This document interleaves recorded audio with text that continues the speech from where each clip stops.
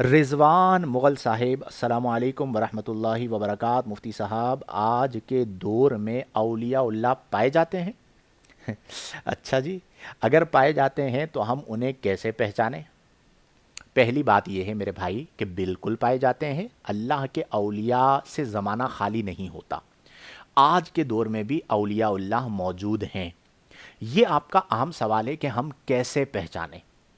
اب ہمارے یہاں رہزن رہنما بنے بیٹھے ہیں، لباس خضر میں ہمارے یہاں جو ہے وہ رہزن رہنما بنے بیٹھے ہیں۔ تو اب پہچاننا مشکل ہے، ناممکن نہیں، آپ کوشش کریں تو آپ پہچان لیں گے۔ کیسے؟ سب سے پہلی چیز ہے تقوی اور عمل صالح۔ جو بھی اللہ کا ولی ہوگا وہ شریعت کا پابند ہوگا۔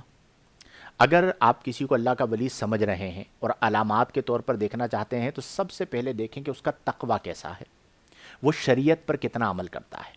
اگر وہ شریعت کا عامل نہیں ہے، ظاہراً وہ کتنا ہی جو ہے وہ پرنور چہرے والا ہو، نورانی چہرے والا ہو، تو وہ اللہ کا ولی نہیں ہو سکتا، کیونکہ کسی بھی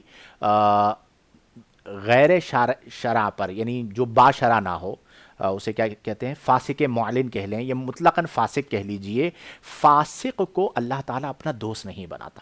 تو سب سے پہلی چیز یہ کہ اس کا با شرع ہونا بہت ضروری ہے۔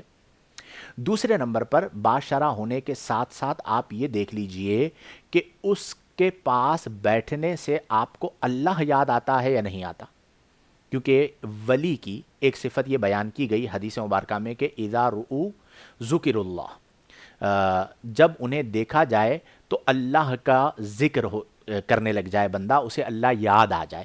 تو ولی کی ایک علامت یہ ہے کہ اسے دیکھنے سے اللہ یاد آتا ہے۔ تیسری علامت یہ ہے کہ اس کے پاس بیٹھیں گے نا، جب آپ اللہ والے کے پاس بیٹھیں گے تو آپ کو سکون ملے گا، راحت ملے گی، اطمینان ملے گا۔ وہ کبھی کسی کی غیبت نہیں کرے گا، کسی کی برائی نہیں کرے گا، اپنی ذات کے لیے کبھی وہ ایک لفظ نہیں کہے گا، بدلہ نہیں لے گا۔ یہ اللہ والوں کی صفات ہے۔ پھر اسی طرح جو اللہ والے ہوں گے وہ خدمت خلق میں مصروف نظر آئیں گے۔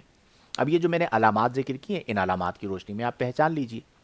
مسئلہ یہ ہے کہ آپ لوگوں نے، یعنی عوام الناس نے بھی اپنی علامتیں خود بنائی ہوئی ہیں۔ مثال کے طور پر پرنور چہرہ ہے تو یہ اللہ کا ولی ہے۔ اب آپ مجھے ایک بات بتائیے، آپ سے سوال ہے کہ پرنور اور خوبصورت چہرے میں کیا فرق ہے؟ بعض اوقات چہرہ خوبصورت ہوتا ہے، پرنور ورنور نہیں ہوتا، نماز ہی نہیں پڑھ رہا، کیا نور ہوگا؟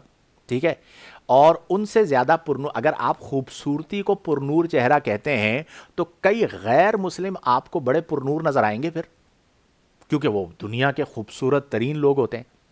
اب برباد گلستہ کرنے کو، کون تھے یہ؟ مغل صاحب۔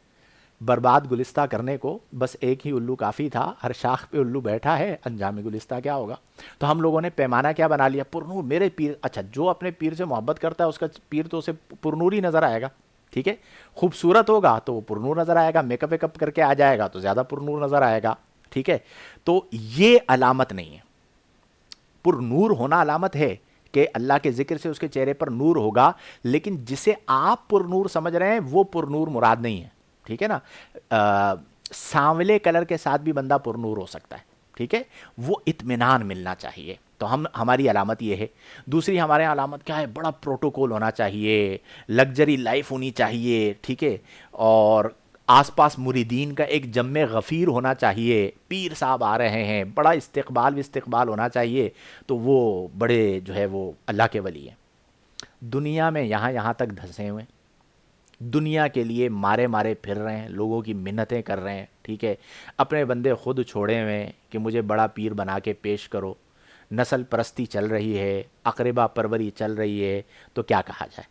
تو بس دعا کریں۔ میں نے جو علامتیں بیان کی ہیں وہ قرآن و حدیث سے مستفاد ہیں، ان کو دیکھ کر آپ جو ہے وہ تعیین کر سکتے ہیں۔ اللہ تعالی ہمیں توفیق عمل عطا فرمائے۔